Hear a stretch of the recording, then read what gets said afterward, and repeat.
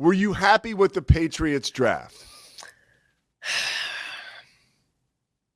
It's acceptable. It's acceptable. So I have not been on the Will Campbell train. I hate to be that guy that's so into it that you just get into measurables. But for me, like, you have to draw a line somewhere.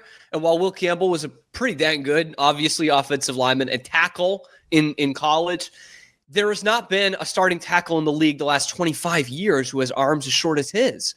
Like, this is not, and I go back to the old Bill Parcells quote, would say like, oh, in this example, we love Will Campbell. He's great on tape. He says all the right things. He's a leader and all this, but oh yeah, he doesn't have 33-inch arms.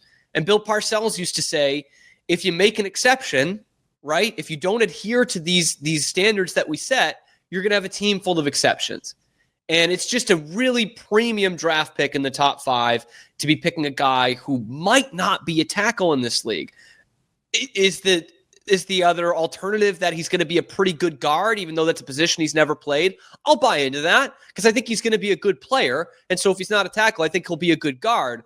But I'm not exactly sold on him being your franchise left tackle because of those measurables.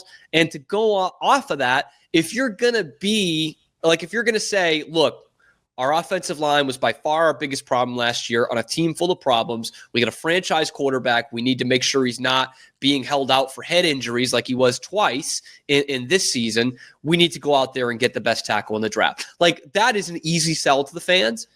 But your pal and NFL draft expert Todd McShay said nobody in the league believes he's worth a top 5 pick. And there was all this buzz around guys like Ashton Genty mainly for a trade-up candidate. If you're going to pick Will Campbell, you can pick him at 7 or 8 or maybe even 10. And I just think that would have been the way to go to trade back. Now, Mike Vrabel says there were no offers for a trade up to 4. Of course, he's going to say that. He might well be right. But I just didn't love that they picked him at 4. I think you could have got some more draft capital and kind of faked someone out and drafted him somewhere else in the top 10 and got another pick out of it, because I think he would have been there. But I'll give the kid credit. He said the right things afterwards.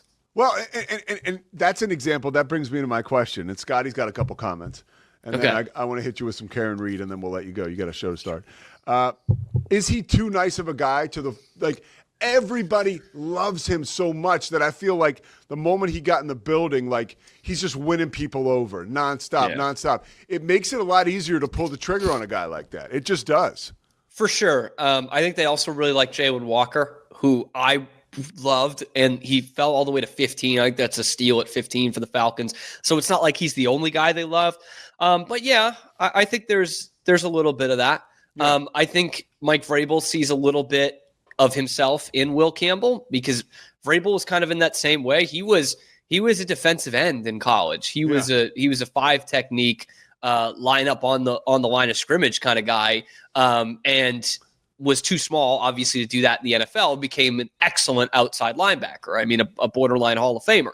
And so I think he sees some of that of like, this is a kid, they're telling him he can't play his position. It's the only position he's played. And he's saying all the right things, and he's saying he's going to be nasty. And he says on national TV he's gonna fight and die to protect this quarterback. Like, yeah, I think they buy into that a little bit, but it would also be insulting to say that they didn't love the tape as well. But I do think that kind of character quality kind of puts it over the top. And they don't care how slow he talks, like some Patriots fans and sports talk radio hosts, which that's one thing I don't really miss about New England. They haven't been outside of their own backyard. I mean, that is a silky smooth, beautiful accent. He's got that Monroe accent, Pete. I know you know that.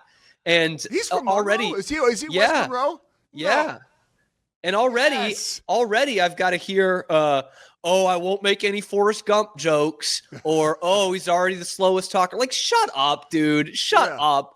Like, you know how our accent sounds to the rest of the country? Pfft, come on, man. If he's from Monroe, it makes sense that he's that cool and humble.